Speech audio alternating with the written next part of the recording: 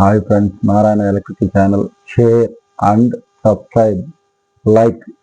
మీకు ఈరోజు చెప్తాను ఏమంటే, మన హౌస్ వైరింగ్ ఓపెన్ వైరింగ్లో చేసుకునే దానిలో 4-వే, సింగిల్ వే, 2-వే, ఎల్బో ఈ నాలుగిటి గురించి, సీలింగ్ రోజుల గురించి చెప్తాను.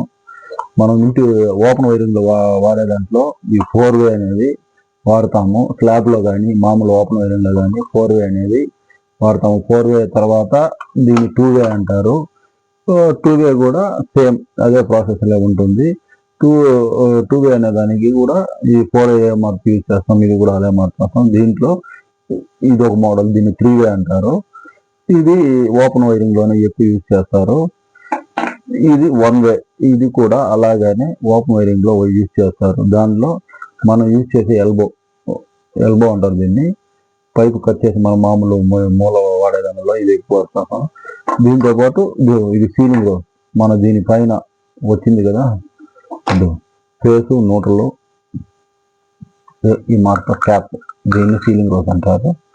దీన్ని మనం ఓపెన్ వైరింగ్లో ఎక్కువ యూజ్ చేస్తాం, ఈ 4 వస్తువులు అనేది.